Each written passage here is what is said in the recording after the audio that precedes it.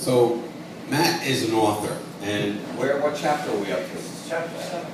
okay, I'm caught up.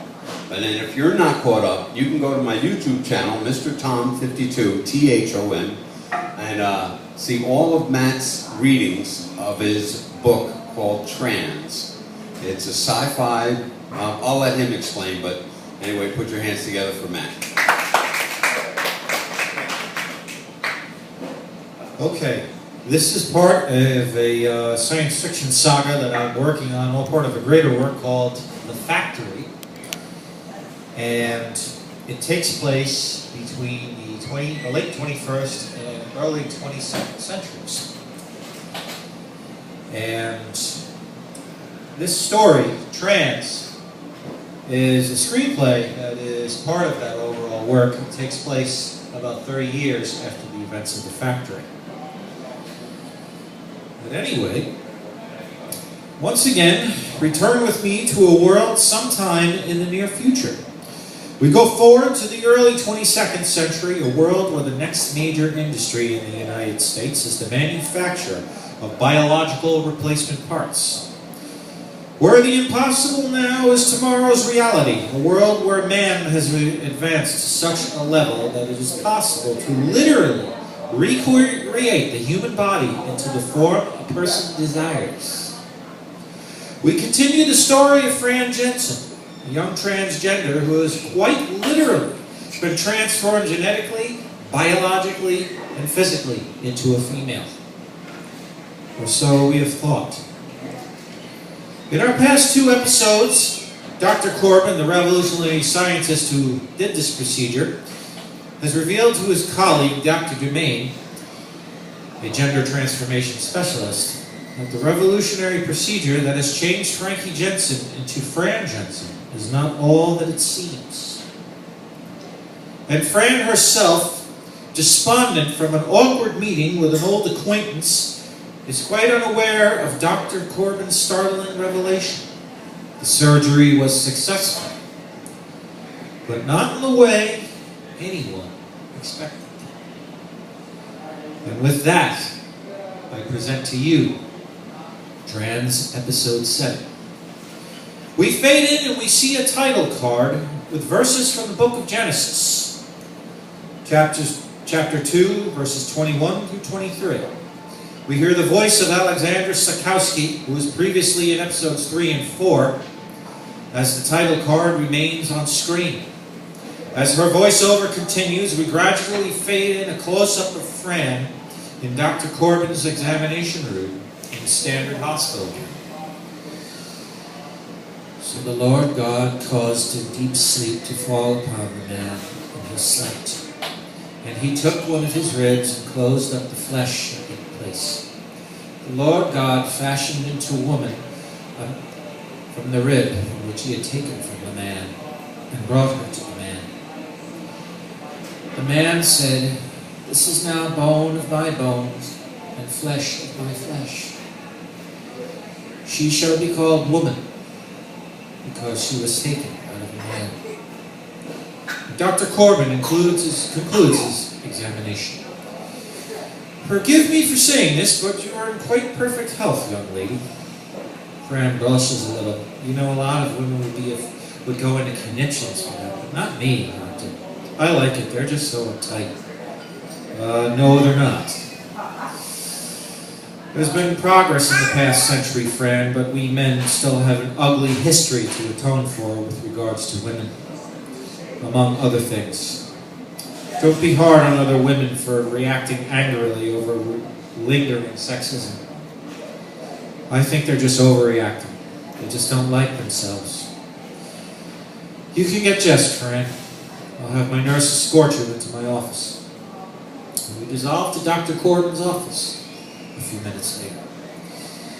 Fran sits alone in Dr. Corbin's office. She gazes at the things inside. Various awards, medical artifacts, paintings, and pictures are among the decor.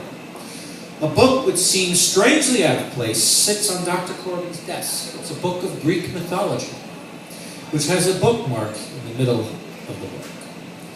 Dr. Corbin's medical license is prominently displayed on the wall. Fran sighs. She hears Jordan, whom we met in episode 6, in voiceover. "You're still the same shallow person you always were." Fran shuts her eyes. She looks anguished. "No, I'm not." We hear the sound effect of a door opening in the background. The office door opens and Dr. Corbin enters. Fran looks over her shoulder. And we cut to a medium close-up of Dr. Corbin. The camera follows him as he passes Fran and takes a seat behind his desk. Fran forces herself to be pleasant. He glances at the book and puts it off to the side. "Interesting choice of reading material, Doctor. I haven't seen that book since junior high school." "Oh, I enjoy the oldness. I'm not religious, but these stories help me relax. I was just reading the one about the birth of the goddess Athena. It made me think of you, actually." "I remember that one. Zeus boinked yet another woman, also a goddess, whom he swallowed whole to prevent her from giving birth. He complained about a headache, and Hephaestus cleaved open his head, and Athena sprung from her fully formed. This made you think of me?" Dr. Corbin nods reluctantly. "Yes. I don't see why." "You will." Dr. Corbin looks a bit nervous. He taps his fingers pensively on his desk. After a silence, he speaks. "Fran, will you come with me, please? There's something I need to talk to you about." And we cut to the corridor near Frankie's room a few minutes later. Fran reluctantly follows Dr. Corbin into the corridor.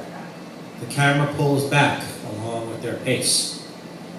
"Dr. Corbin, what's going on? Is there something wrong?" "Depends on how you look at it." Fran stops Dr. Corbin 2 rooms before Frankie's. She jumps in front of him. "You're beginning to scare me, Doctor. I'm not going another step until you tell me what's going on. Is there something wrong with me? Were there side effects?" Dr. Corbin places his hands on Fran's shoulders to calm her down. There is tension in his expression and body language.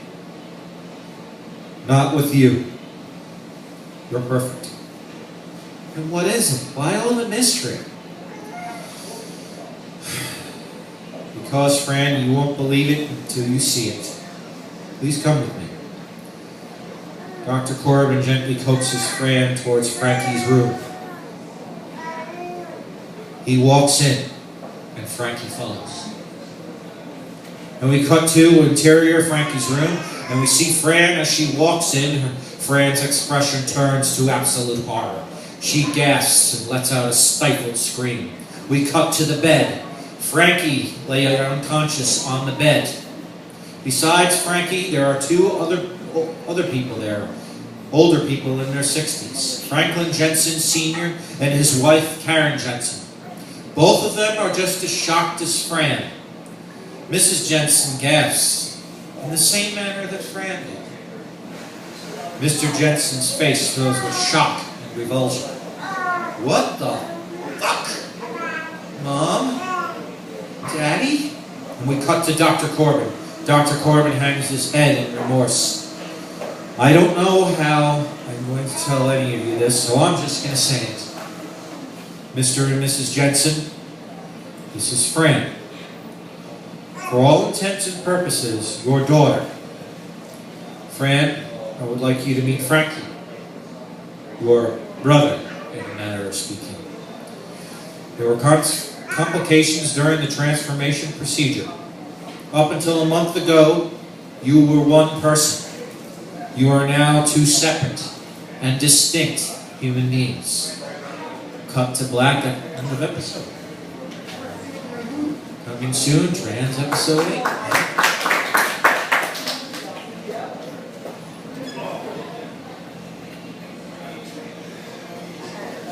Matt Fusari, everybody. So next up we have Tim True.